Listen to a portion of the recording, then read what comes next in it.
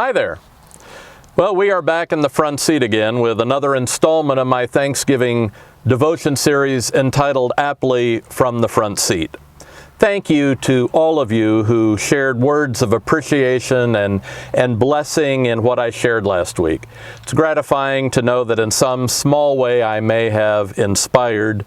And again, I want to acknowledge that without the technical assistance of Pastor Seth, this probably wouldn't be happening, or if it was, it might look very different. So be very grateful as I am for his skill and expertise. So friends, last week I went down that road of nostalgia, sharing from the treasure trove of my memory, wonderful boyhood experiences of Thanksgiving with grandparents and other family. To share an old cliche, those were the good old days. But as with all of life, things could not stay that way forever. And they didn't. Time marched on, and for me, like many of you, grandparents passed away, and eventually so did my parents, might I add, way too early. I grew up, I went to college and seminary and began my own career as well as building my own family. Ultimately, I moved away from northwestern Pennsylvania when I was 19 years old, and only moved back exactly 40 years later for a brief 10-year stint. So here I am, a Midwesterner. Who would have thought? Do you ever sit back and really wonder, how did I get here? How do I deserve all that I have? Why has God blessed me so richly? I do, all the time. I know that God has blessed my life over and over, otherwise I wouldn't be here doing exactly what I am doing and what I love to do. So a funny thing about me that was asked this past Sunday, you know I like cars. In fact, I like them a lot. My father shared when he was alive that by the age of 2, I could pick out a car and tell you its name without hesitation. My childhood years were filled with car washing jobs because I enjoyed them so much. I enjoyed being around them, and believe you me, I couldn't wait to learn to drive. Both my father and mother believed that if I wanted a car, I had to work for it. And because of that, I was not able to purchase a car with my own money until I was a junior in college. A 1968 Buick Electra convertible, a land yacht. Man, I thought I was on top of the world when I bought that car, when in fact I owned a growing mountain of debt. That car not only didn't pass a gas station it didn't like, but it had one mechanical failure after another. That for a poor college student was simply overwhelming.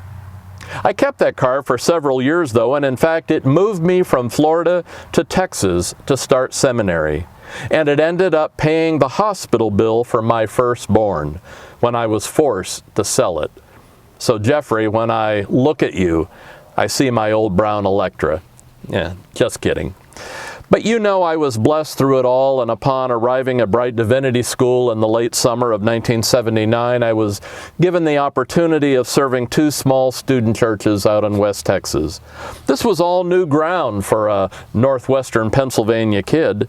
West Texas with desert landscape, tumbleweed, spiders the size of softballs, intense heat, and my new favorite bird of the time, the Roadrunner. I had never seen one. Every Friday night, my wife and I, and eventually Jeffrey, our oldest, would pack up the car and drive the 100-mile drive to our first church where we would begin to spend the weekend.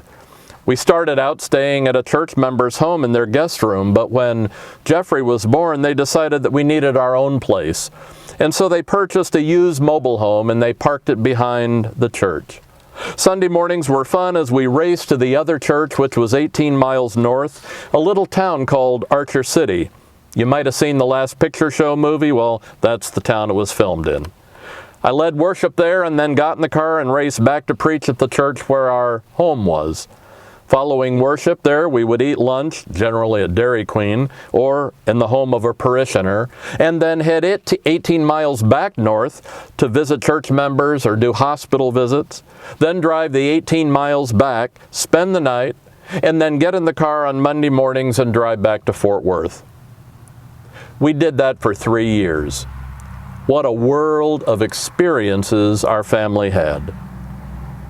Well, as I shared some thoughts last week about Thanksgiving, I stated that the second reason I love this season so much is that it offers me the rich opportunity to share and show my abundant gratefulness at all God has provided me, made possible in my life, and continues to bless my life with. Well, I will talk about in the last devotion my favorite Thanksgiving hymn, but today as I think about all that I have and all that God has created within me, I found myself reflecting on one song that means more to me than anyone might possibly know except my family. It is my favorite. When I die, I want it to be powerfully sung by everyone who gathers, because it summarizes so much of our journey as Christians throughout life and ultimately when we claim eternal life. I'm going to get to it here, but I want you to hang on for just a minute. When you think about your blessings, your abundance, all that you have and all that you are, what is most precious? Family, home, good friends. This Thanksgiving, we know, will be different. Many of us will not have other family members joining us because of COVID. So how do I enjoy and appreciate Thanksgiving in a strange time? When peace like a river attendeth my way, when sorrows like sea billows roll, whatever my lot thou hast taught me to say, it is well with my soul. Yes, Lord, it is well. If things are different, it is well and will be okay if the holidays look different this year. But we know that you are ever with us. And while we combat this horrific pandemic labeled by a friend recently as direct from Satan trying to destroy us, then I was led to the second verse.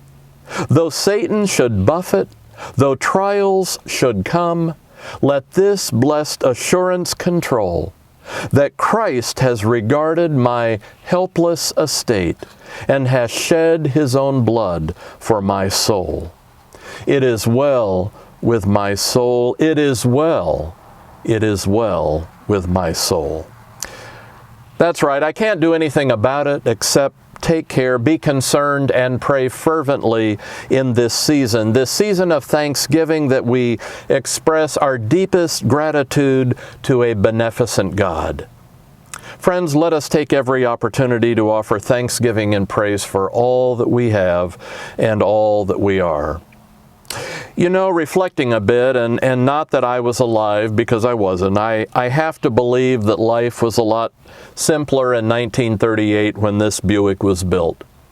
World War II was rumbling, but it was a long way off. Factories were humming, the Depression had passed, Prohibition was gone, gas was 10 cents a gallon, and for this old Buick, this car cost nearly double the average price of a car then, enabling it to be aptly called the poor man's Cadillac. Families came together then around the roasted turkey and trimmings and prayed. Perhaps they recited the old 100th. They may have shared another Bible verse or song, but they were grateful. Oh, were they grateful for all that they had. No TVs or social media to tell them what they didn't have. No, they celebrated what they did have, and they did it joyously. Well, time to wrap up. I'm very grateful in 2020. I am well. I am passionate and excited for ministry, and I am thankful that I have this old Buick to sit in and share a few thoughts with you.